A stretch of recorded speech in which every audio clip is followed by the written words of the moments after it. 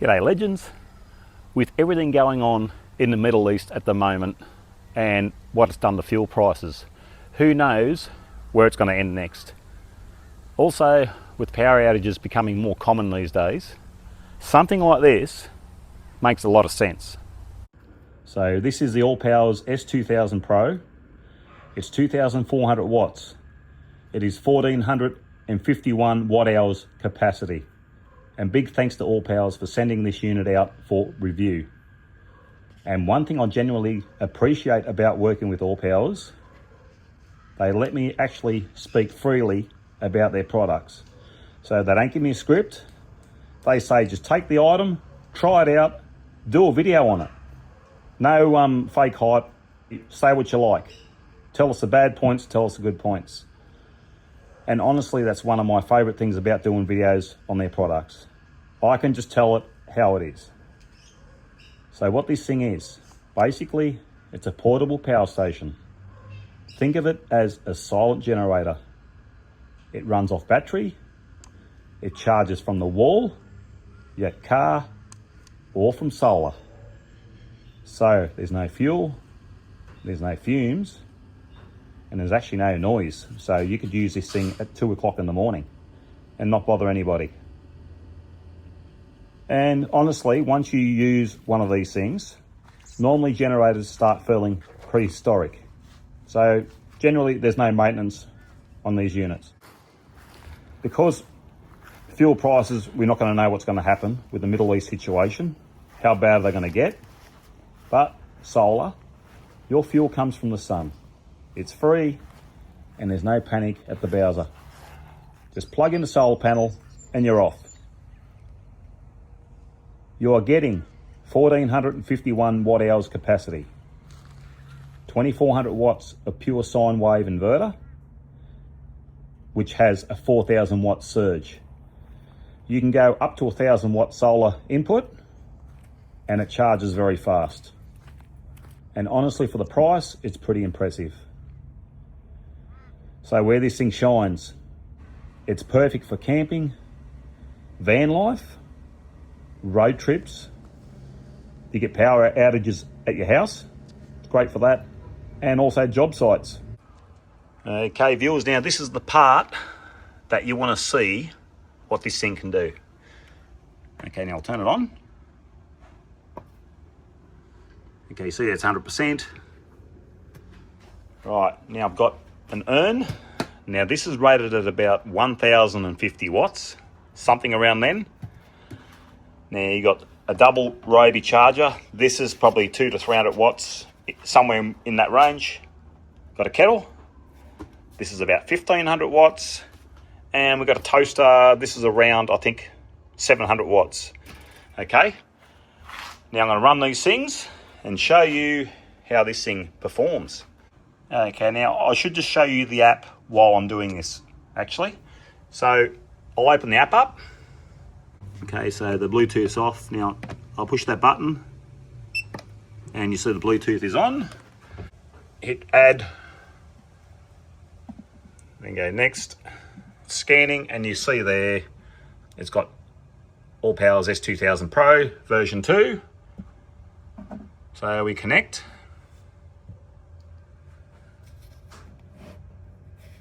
Okay, so I'll show you on the 240 volt side on what this thing can do. Okay, you can see the app there 100%, and you can see the unit there 100%. Okay, I'll turn the thing on. Start with the kettle, 1,500 watts. Okay, away it goes.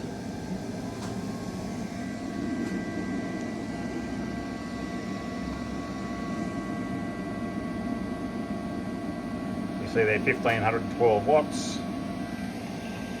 as it is there. Okay, now I'll turn on the urn.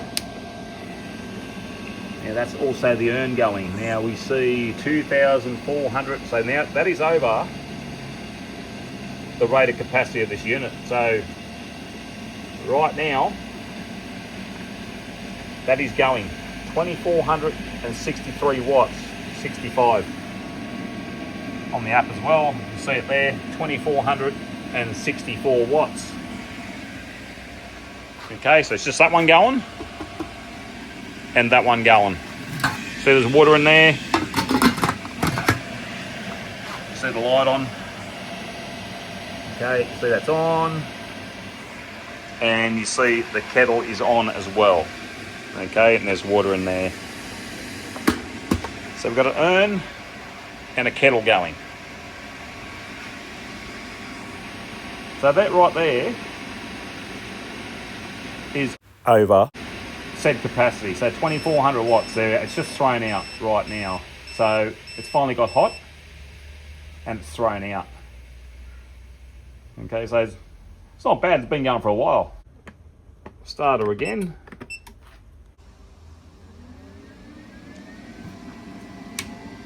So urn off. I'll go to the toaster. So the kettle's on. So now we've got the kettle. I'll do the toaster.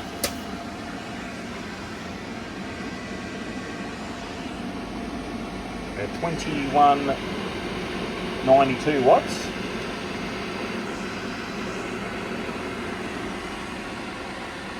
One Ryobi charger battery. 22, almost 23. I'll get the second battery, put the second one on.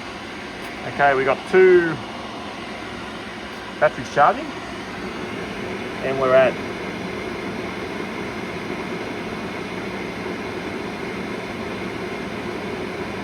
2270. Okay, so we've got a toaster going. Kettle's going. 2 Ryobi chargers, or 2 batteries on the Ryobi charger going. Not a problem at all.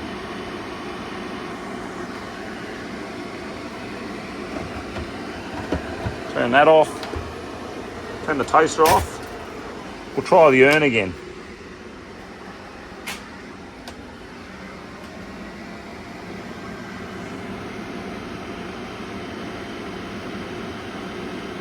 And we're back to 24. So that's urn and kettle running.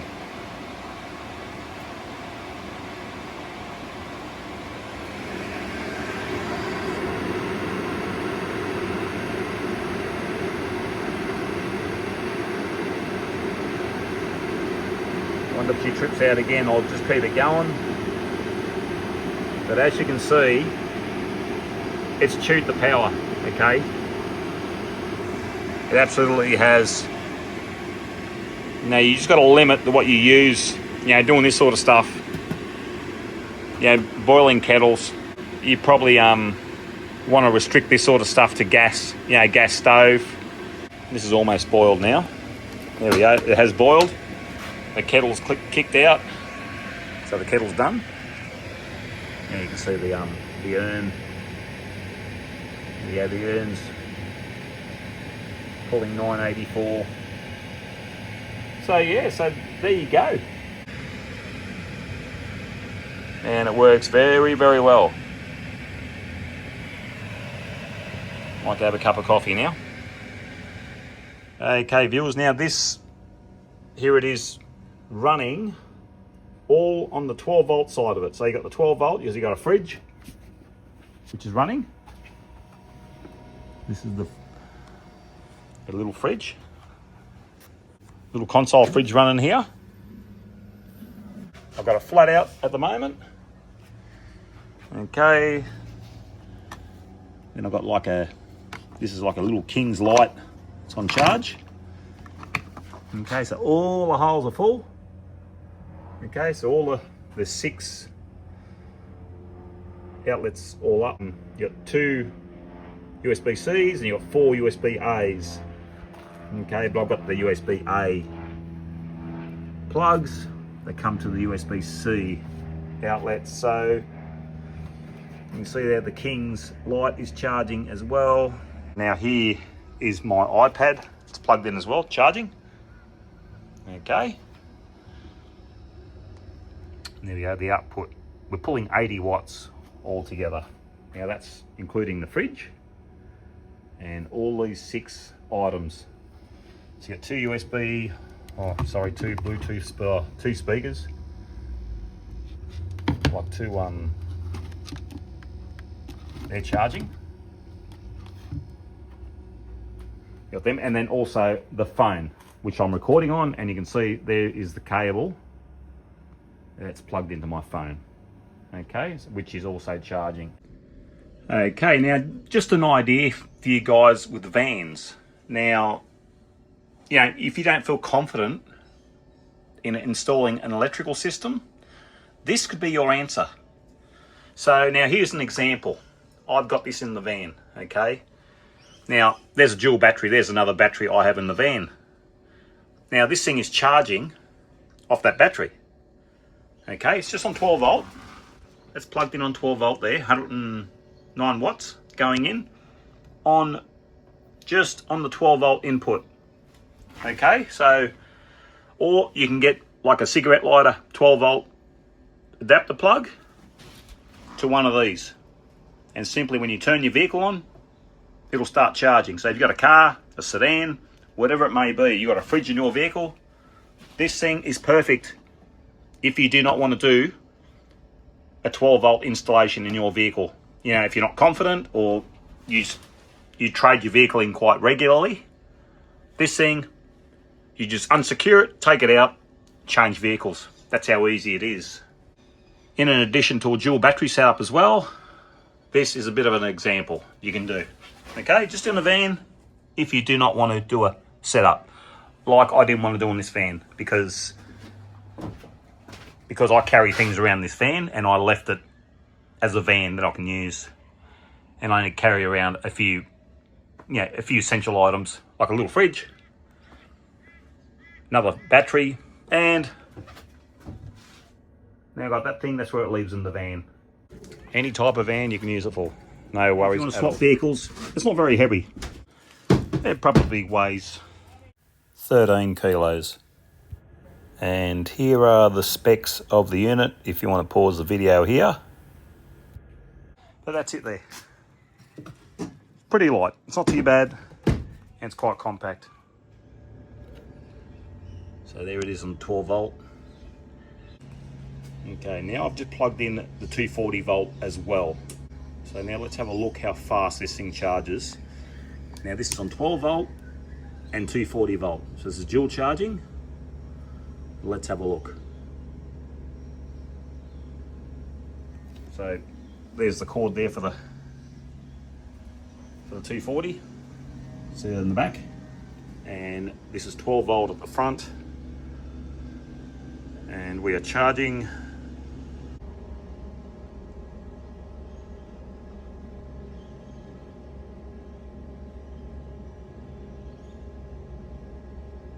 So it's always around 1500 watts this thing will charge, no matter what. So you plug on solar or 12 volt and 240, it rounds it off to 1500 watts in charging. So no matter how you charge it, and you can go up to 1000 watts in solar power. So it's quite a fair bit. So this thing charges very, very fast. That is for sure. But yeah, 1500 watts total charging capacity. As for solar panels, this unit has a pretty decent solar capacity. It can take up to 1000 watts of solar input, as long as you stay under 150 volts. So you can combine panels together, just make sure the total voltage stays below 150 volt and the total solar input doesn't exceed 1000 watts. Overall, it gives you fairly solid solar charging setup. And once it's running, you're literally powering stuff from the sun. Now, nothing is perfect. This thing uses a ternary lithium battery. So don't leave it cooking in the Aussie sun all day. Keep it cool and look after it properly. So keep it in the shade, don't keep it in the sun. And honestly, the time you buy batteries, an inverter, your wiring, your chargers, a case, and all the accessories needed, and try building your own setup, you'd probably spend more and lose your sanity halfway through. This thing just works straight out of the box. Now, if you're interested in something like this, There is a link below you can use. Put in the code word efficient self and you will get a discount in the cart. So something like this actually makes a lot of sense right now. It's a solid bit of gear for the money. And once again, special thanks to ALLPOWERS for providing this unit, as this thing performs very, very well. Now, if I'm going to pick on this unit, I reckon it would have been better if it used LiFePO4 batteries instead of the ternary lithium. But in saying that, the unit probably wouldn't be as compact because ternary lithium batteries are smaller and more energy dense. The downside is you really need to keep them cool and out of excessive heat. So there's always a trade-off. You lose one thing and you gain another, and vice versa. Alright guys, thank you for watching. Hope you're all well. Travel safe, keep safe, enjoy the outdoors, and take care. Thank you very much for watching.